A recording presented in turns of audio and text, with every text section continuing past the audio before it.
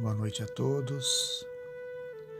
Vamos então nos preparando para mais um encontro de reflexões, de aprendizado, pedindo a Deus que nos ampare, que nos ilumine, que nos assista nos momentos da nossa vida, da nossa encarnação. A todos os necessitados, sofredores, doentes, desamparados, que as nossas vibrações possam atingir cada coração, aos nossos dirigentes, a todos os dirigentes de nações que se unam fraternalmente para que as forças sejam dirigidas com o mesmo objetivo do bem-estar do povo, do bem-estar do planeta. Pai nosso que estais nos céus, santificado seja o vosso nome. Venha a nós o vosso reino, seja feita a vossa vontade, assim na terra como no céu. O pão nosso de cada dia nos dai hoje. Perdoa, Pai, as nossas dívidas, assim como perdoamos os nossos devedores. Não nos deixeis cairmos em tentações e livra-nos de todo mal.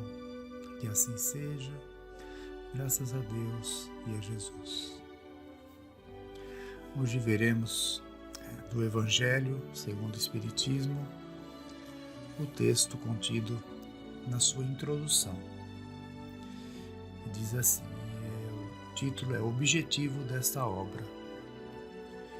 Podem dividir-se em 5 partes as matérias contidas nos Evangelhos: os atos comuns da vida do Cristo, os milagres, as predições, as palavras que foram tomadas pela Igreja para fundamento de seus dogmas, e, o 5º, o ensino moral. As 4 primeiras têm sido objeto de controvérsias. A última, porém, que é o ensino moral, conservou-se constantemente inatacável. Diante desse código divino, a própria incredulidade se curva. É terreno onde todos os cultos podem reunir-se, estandarte sobre o qual podem todos colocar-se, quaisquer que sejam suas crenças, porquanto jamais ele constituiu matéria das disputas religiosas, que sempre e por toda parte se originaram das questões dogmáticas. Aliás, se o discutissem, nele teriam as seitas encontrado sua própria condenação, visto que, na maioria, elas se agarram mais à parte mística do que à parte moral, que exige de cada um a reforma de si mesmo. Para os homens em particular, constitui aquele código uma regra de proceder que abrange todas as circunstâncias da vida privada e da vida pública, o princípio básico de todas as relações sociais que se fundam na mais rigorosa justiça. E, finalmente, e acima de tudo, o roteiro infalível para a felicidade vindoura, o levantamento de uma ponta do véu que nos oculta a vida. Essa parte é a que será objetivo exclusivo desta obra. Então aqui ele ressalta que essa parte da moral, né, que nos oculta aí a vida futura, essa parte desse esclarecimento, desse levantamento do véu que ele diz, que será o objetivo principal dessa obra.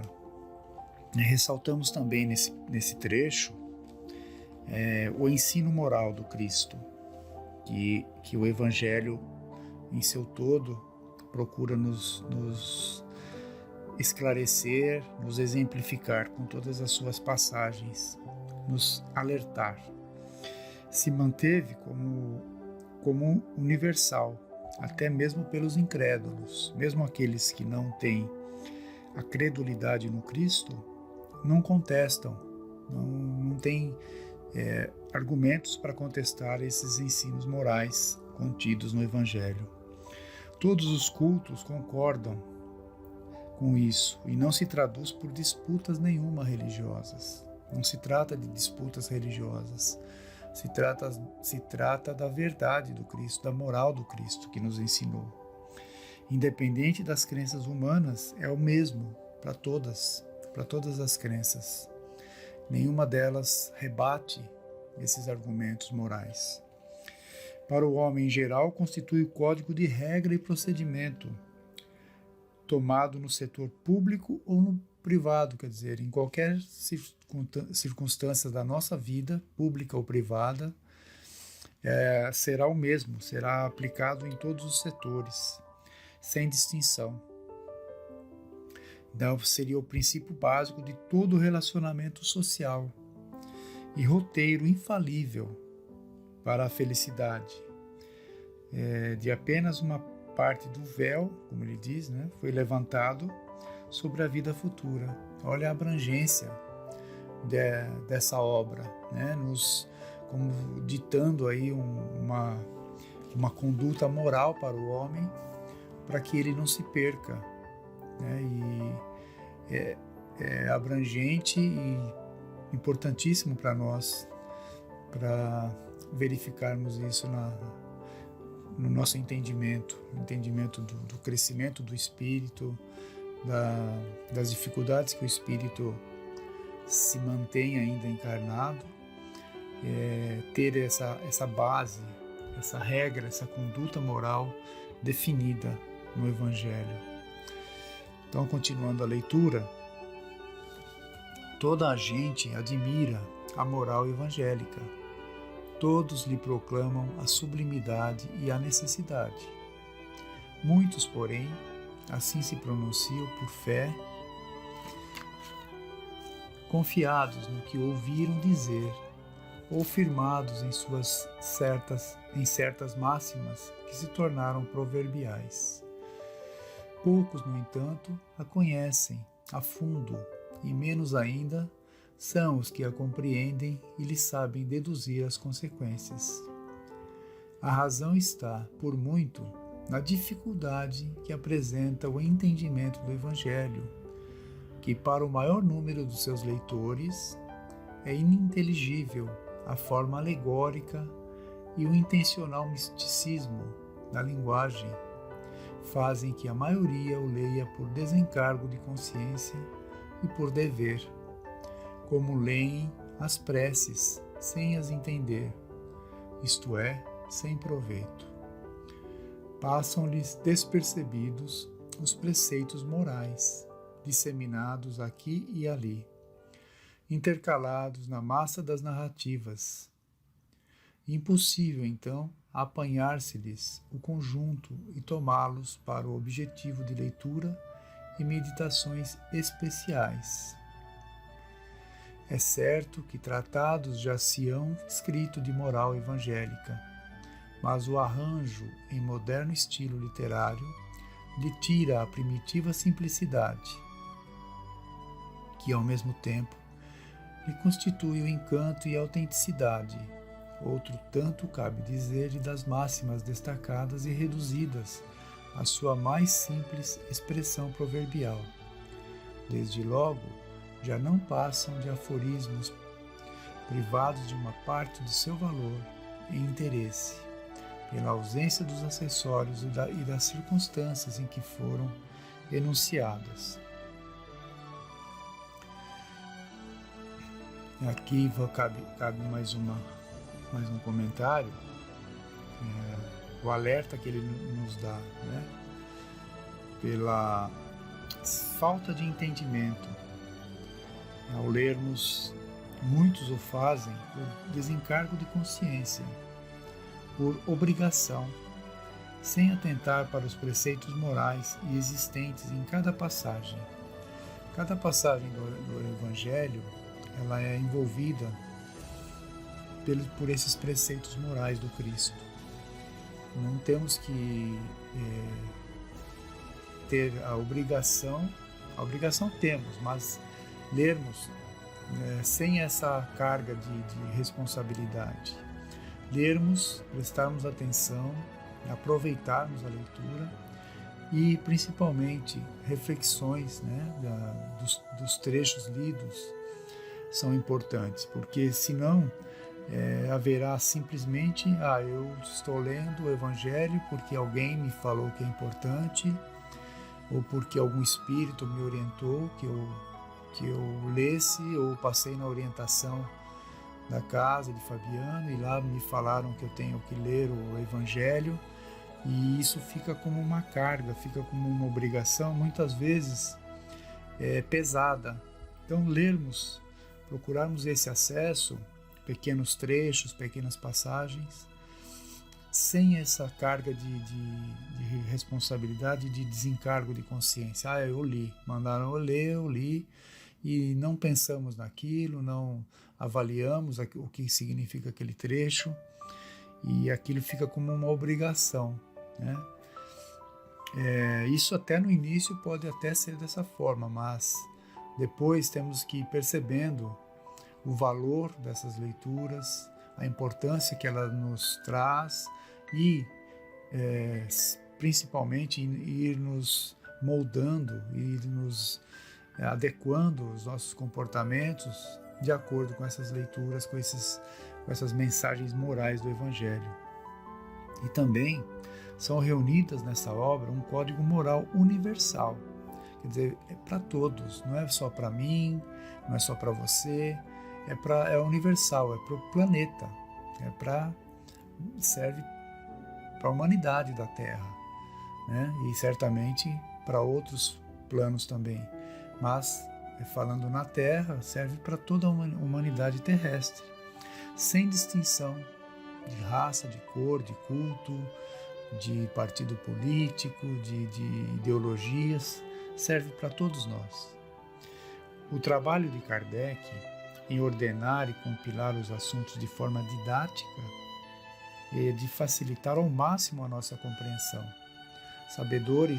Os espíritos já sabedores da nossa dificuldade em compreender, intuíram para que Kardec já fizesse um texto adequado à nossa compreensão, à nossa dificuldade, na verdade, em compreender. Há de se destacar que até isso os espíritos se preocuparam, até com isso, né? Até em facilitar a nossa compreensão, facilitar a linguagem, as explicações do Evangelho, para que a gente tivesse compreensão fácil dos temas, para facilitar o nosso entendimento. Acesso a todos os níveis culturais, não precisa ser uma pessoa com um nível cultural elevado para poder entender, né? Eu não preciso ser um espírito aí formado em várias universidades para poder entender o Evangelho. Ele é compreensível, ele é acessível a todos os níveis. E, finalmente, ele é um convite à prática da moral do Cristo, né?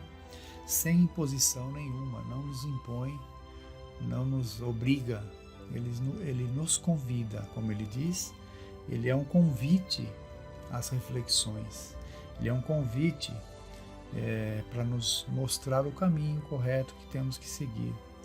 E a responsabilidade de cada um de nós em divulgação do Evangelho, através da nossa prática, através da nossa conduta, através do nosso comportamento. Vamos exteriorizando e vamos mostrando para nós e para os outros que nos observam como está esse Evangelho dentro de nós, como estamos entendendo esse Evangelho através das nossas ações. É aí que nós demonstramos se nós estamos compreendendo realmente essa moral do Cristo. E avançando um pouco então na leitura, para terminar, esta obra é para uso de todos. Dela podem todos aurir os meios de conformar com a moral do Cristo, o respectivo proceder. aos espíritas oferece aplicações que lhes concernem de modo especial, graças às relações estabelecidas doravante e permanentemente entre os homens e um mundo invisível. A lei evangélica que os próprios espíritos ensinaram a todas as nações. Já não será letra morta, porque cada um a compreenderá e se verá incessantemente compelido a pô-la em prática, a conselho de seus guias espirituais. As instruções que promanam dos espíritos são verdadeiramente as vozes do céu que vêm esclarecer os homens e convidá-los à prática do Evangelho. Vemos então que esta obra é para uso de todos. E aqui no final do texto ele nos chama a atenção aos espíritas, que temos outras informações adicionais sobre o espiritismo e que, juntando isso com o texto do Evangelho, nos dará uma compreensão maior do mundo invisível e também, sem dúvida nenhuma, aumentando aí a nossa responsabilidade na aplicação desses conceitos morais que aprendemos. Temos à frente das outras crenças a responsabilidade por termos um acesso maior, uma compreensão, um estudo, um envolvimento com os outros textos espíritas. Temos a obrigação e a responsabilidade e certamente isso nos será cobrado, acréscimo dessa responsabilidade por conhecermos outras questões espirituais. Então é isso, espero que todos tenham momentos aí de reflexão sobre esse texto, que possamos agradecer a Deus esse acesso, essa oportunidade de estarmos falando sobre isso. Então, tenham todos uma boa noite, ficam todos em paz.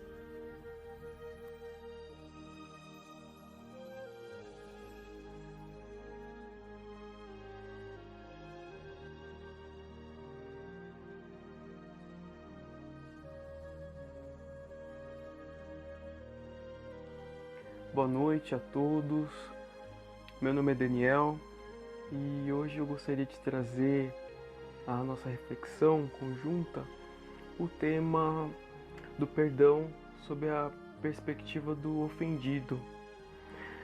Muitas vezes a gente encontra dificuldade para perdoar alguém que supostamente tenha nos ofendido e eu gostaria de trazer as razões para que a gente perdoe.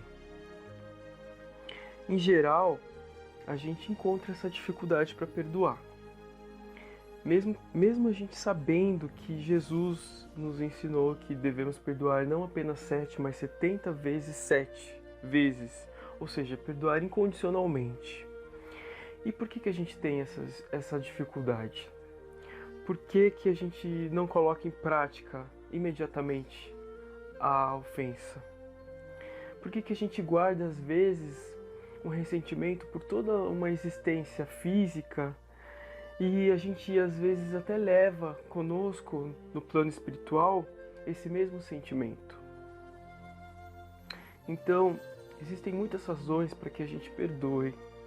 E antes de trazer essas razões, a gente tem a oportunidade de explorar o próprio vocábulo, a própria etimologia da palavra perdoar.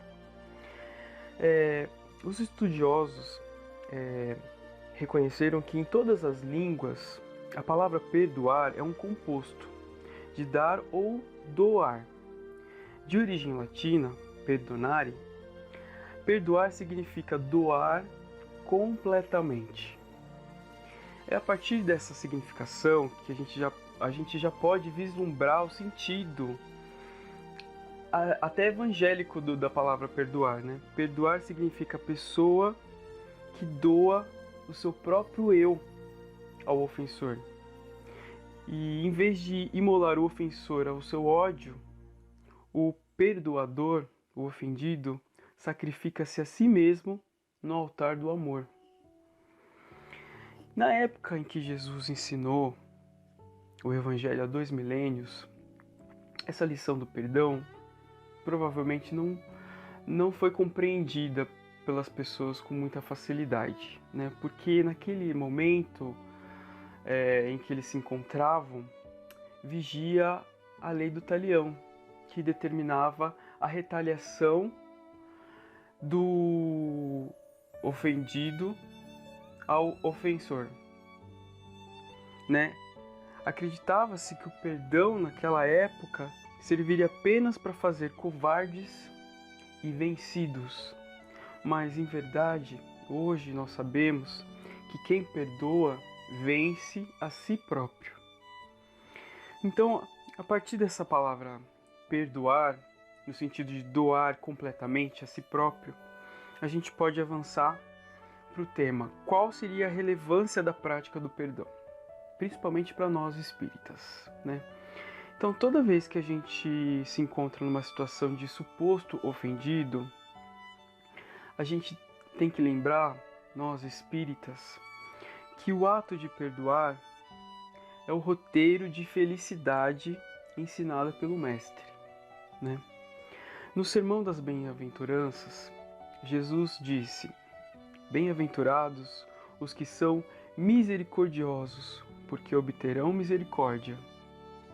E a relevância do perdão pode ser estudada sob diversos ângulos, né?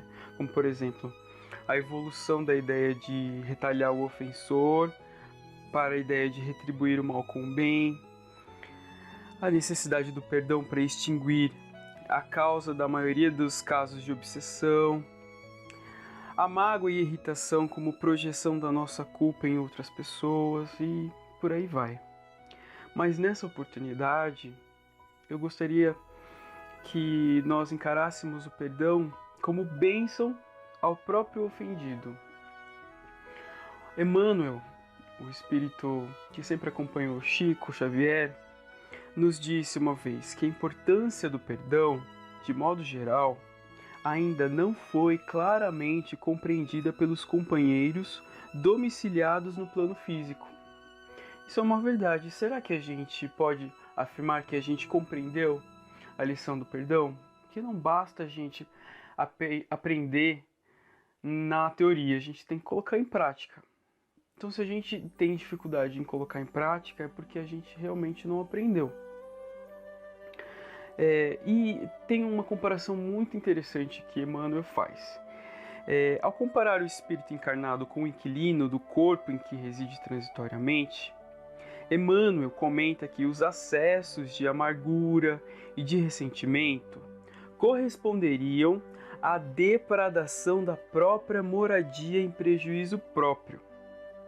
Tais sentimentos equivaleriam a martelar estruturas da sua própria casa, o que daria início a muitas das moléstias obscuras. Olha que imagem interessante, você destrói a sua própria casa com marteladas. É isso que a gente faz quando a gente guarda ressentimento de uma ofensa. E isso acaba acarretando doenças que às vezes não sabemos identificar, né? Às vezes são doenças não diagnosticáveis, mas que têm como causa o ressentimento. Então, a gente pode lembrar que desculpar as faltas e os agravos será sempre libertar-nos de choques e golpes que vibraríamos sobre nós mesmos. E agora, avançando nessa reflexão, a gente já viu o sentido etimológico da palavra perdoar e a relevância do perdão. Agora a gente vai avançar para a parábola do devedor implacável. Essa parábola se encontra em Mateus, no capítulo 18, versículos 23 a 35.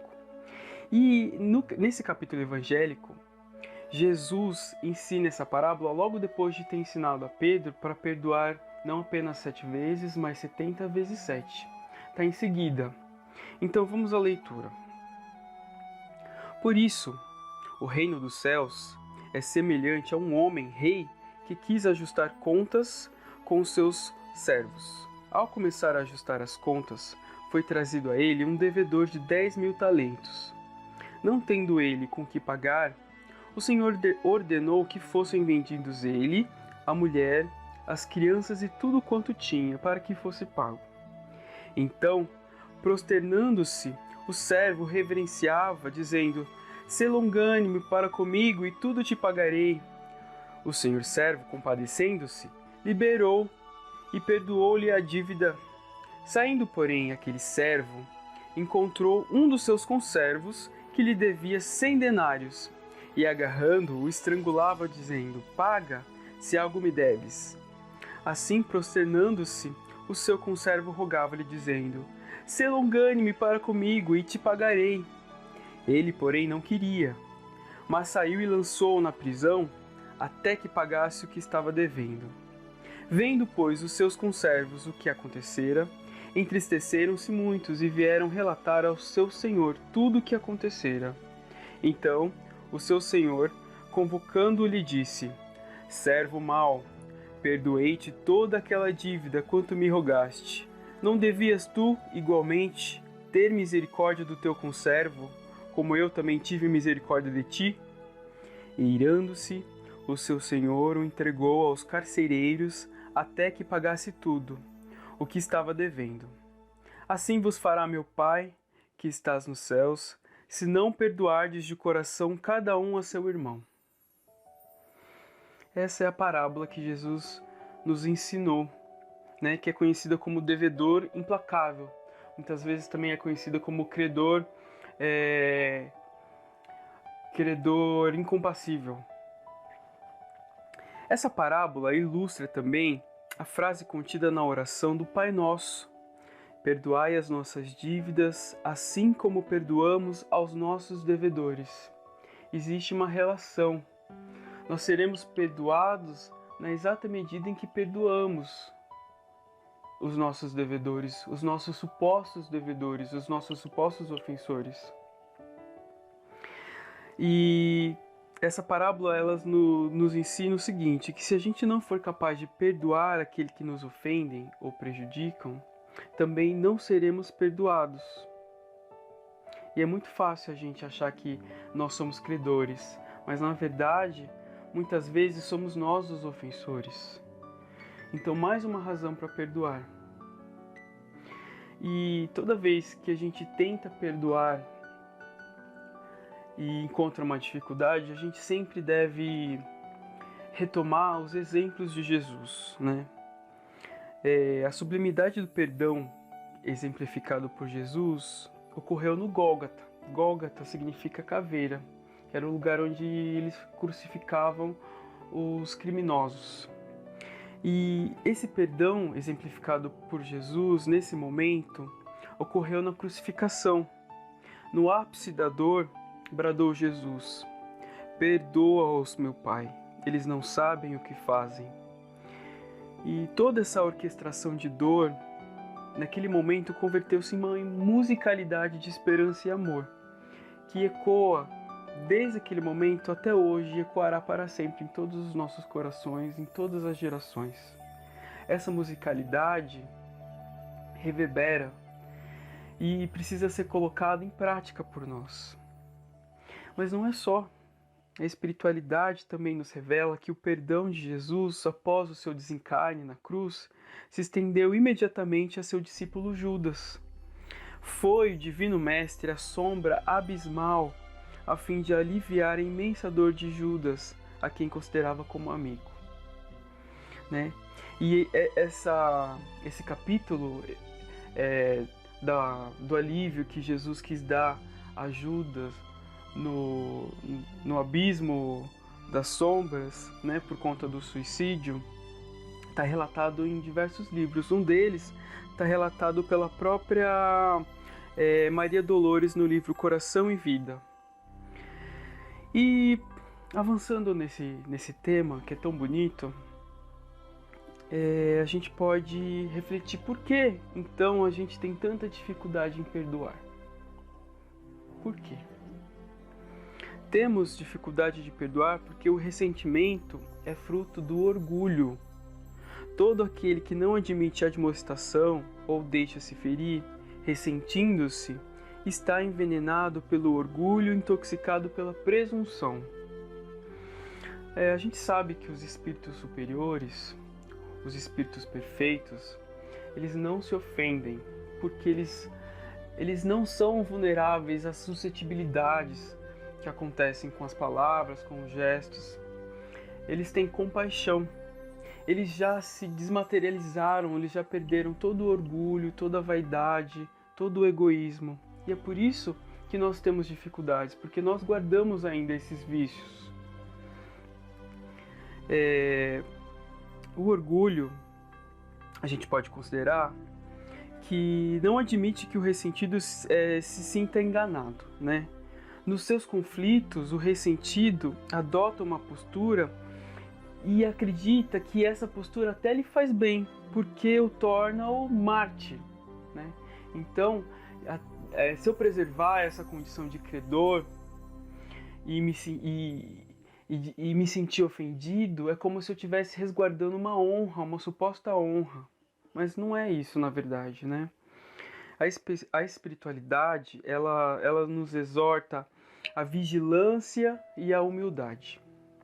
Quem nos exorta, nesse caso específico, é a Joana de Ângeles no livro Jesus e Vida, num capítulo específico chamado O Ressentimento. A vigilância para não se tornar instrumento de perturbação e a humildade para compreender a própria pequenez diante da grandeza da vida, tentando a autoiluminação pelo serviço ao semelhante. Então, temos dificuldade de perdoar porque temos orgulho, né? E para que possamos perdoar, precisamos ser vigilantes e humildes. E para encerrar a nossa reflexão, a gente pode se perguntar, toda vez que a gente se encontra num momento significativo de uma ofensa, que esse momento é significativo do ponto de vista espiritual. E que para que esse momento dê frutos abençoados para nós próprios, a gente precisa lembrar quais são os efeitos imediatos do perdão. Nas palavras de Emmanuel, que se encontra no livro chamado... como se chama o livro, gente? Calma aí, deixa eu dar uma olhadinha aqui. Vantagens do Perdão, é um capítulo que se encontra no Evangelho por Emmanuel. Começa assim: quando Jesus nos exortou ao perdão, não nos induzia exclusivamente ao aprimoramento moral, mas também ao reconforto íntimo, a fim de que possamos trabalhar e servir livremente na construção da própria felicidade. Aqui ele já elencou duas razões: aprimoramento moral e reconforto íntimo para construir a nossa própria felicidade. Continuando, registremos alguns dos efeitos imediatos do perdão nas ocorrências da vida prática. Através dele, ser-nos-á possível promover a extinção do mal, interpretando-se o mal por fruto da ignorância ou manifestação de enfermidade da mente. Impediremos a formação de inimigos que poderiam surgir e aborrecer-nos indefinidamente, alentados por nossa aspereza ou intolerância. Libertar-nos-emos de qualquer perturbação no tocante ao ressentimento. Imunizaremos o campo sentimental dos entes queridos contra emoções, ideias, palavras e atitudes suscetíveis de marginalizá-los, por nossa causa, nos despenhadeiros da culpa. Defenderemos a tarefa sob nossa responsabilidade, sustentando-a a cavaleiro de intromissões que, a pretexto de auxiliar, nos viessem arrasar o trabalho que mais amamos. Impeliremos o agressor a refletir seriamente na impropriedade da violência e adquiriremos a simpatia de quantos nos observem, levando-os a admitir a existência da fraternidade em cujo poder dizemos acreditar. Quantos perdoem golpes, injúrias, agravos e perseguições, apagam incêndios de ódio ou extinguem focos de delinquência no próprio nascedouro, amparando legiões de criatura contra o desequilíbrio e resguardando a si mesmos contra a influência das trevas. Perdão pode ser comparado à luz que o ofendido acende no caminho do ofensor. Por isso mesmo, perdoar em qualquer situação será sempre colaborar na vitória do amor, em apoio de nossa própria libertação para a vida imperecível. É por isso que o perdão está associado ao amor, né? E o amor tudo vence. O amor dissolve o mal. Não dissolve o mal apenas no ofensor, dissolve o mal dentro do ofendido. Nos previne de moléstias, nos imuniza, nos resguarda do desequilíbrio e de muitas dores, e ajuda a construir a nossa felicidade. De todos esses efeitos imediatos aqui, que Emmanuel elencou, todos são importantes, né? Mas ele fala assim, promover a extinção do mal, né? E nós precisamos extinguir o mal para que regeneremos-nos e que possamos contribuir com essa regeneração do planeta. Então, nós espíritas e todos os cristãos de todas as religiões precisamos perdoar para que possamos ser chamados de cristãos. Temos mais responsabilidade ainda, né? Por aprendermos essa doutrina esclarecedora que ensina que o perdão não é só uma bênção ao próximo, mas é uma bênção ao próprio ofendido. E toda vez que a gente se sentir muito ofendido, reflita qual é a parcela do que está sendo ofendido tem em relação com o seu orgulho, né? Então, que possamos aproveitar todos esses frutos dessas lições da espiritualidade, dos ensinamentos de Jesus, e agradecemos essa oportunidade que estamos e nos encontramos. Não nos deixe, Jesus, cairmos nas nossas próprias fraquezas, né? Que possamos, Jesus, sempre lembrar da sua sublime lição e colocar em prática o perdão, e não deixar o perdão para a última hora, para a derradeira hora, porque às vezes não nos é possível, não temos oportunidade no derradeiro momento da nossa vida corpórea. Então, enquanto tivermos oportunidade nessa existência, perdoemos. E apenas faremos o bem a nós mesmos. Nós não estaremos fazendo caridade, benevolência apenas ao próximo. Nós estaremos nos auto-iluminando. E com essas reflexões, pedimos a Deus o amparo divino para que mantenhamos a nossa saúde mental e física, nosso equilíbrio, para que todos nós consigamos colocar em prática esse roteiro de felicidade. E vamos encerrar com a oração do Pai Nosso. Pai nosso que estais no céu, santificado seja o vosso nome. Venha a nós o vosso reino. Seja feita a vossa vontade, assim na terra como no céu. O pão nosso de cada dia nos dai hoje. Perdoai as nossas dívidas, à medida em que perdoamos aos nossos devedores. Não nos deixeis cair em tentação, mas livrai-nos do mal. Que assim seja, Pai. Graças a Deus e a Jesus. Que Deus abençoe a todos. Muito obrigado.